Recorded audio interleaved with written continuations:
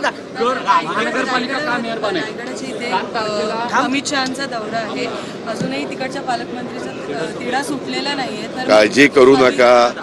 जरी नाशिक रायगडचा तिढा सुटलेला नसला तरी काम चाललेलं आहे.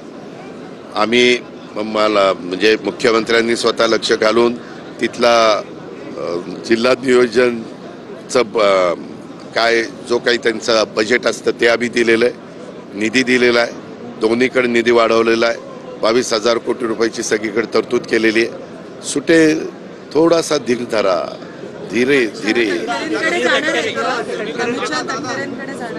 हो, आम्ही अमित शहांना अशी विनंती केली होती, आपण जर मुंबईत असाल तर यावेळेस माझ्याकडे तुम्ही भोजनाच्या करता यावं, आणि तुम्ही जर तिथंच म्हणजे रायगडच्या परिसरात असाल तर आमचे प्रांताध्यक्ष खासदार सुनील तटकरे यांच्याकडे यावं.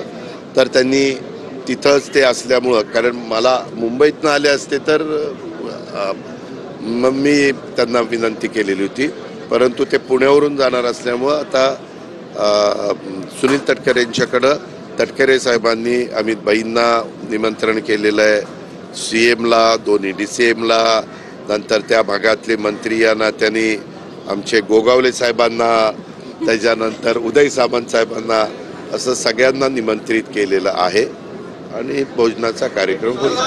बारामती तालुक्यात एक घटना घडली. कोराळे गावामध्ये एका 10वीत शिकणाऱ्या मुलीने आत्महत्या केली. मुलांच्या त्रासाला गुन्हा देखील दाखल आहे. मी त्याबद्दल माहिती घेतो आणि नक्की काय त्याच्या पाठीमागची पार्श्वभूमी आहे, काय वस्तुस्थिती आहे, त्याच्या खोलात जाऊन मुलांनी मुलींनी पण लगेच इतका छोट्या छोट्या गोष्टीच्या करता मनाला लावून घेऊ नये आणि आत्महत्येपर्यंतचं पाऊल उचलू नये. कारण शेवटी ज्या आईवडिलांनी त्या मुलाबाळांना वाढवलेलं असतं, शिक्षण दिलेलं असतं, संस्कार केलेले असतात, त्या आईवडिलांना काय वेदना होत असतात हे ज्या त्या आईवडिलांनाच माहिती. आणि त्याच्यामुळं काही जर असतं तर मी तर बारामतीला अनेकदा सांगतो, महाराष्ट्राला सांगेन, असं कोणी करत असेल तर ताबडतोब तुम्ही आमच्याशी संपर्क साधावा. आम्ही इतके टेलिफोन नंबर दिलेले आहेत, महिलांच्या करता दिलेले आहेत, मुलींच्या करता दिलेले आहेत, पोलिसांच्या करता वेगळे, जनरल पब्लिकच्या करता दिलेले आहेत, ॲम्ब्युलन्सच्या करता दिलेले आहेत. ह्या सगळ्या सुविधा का देतो?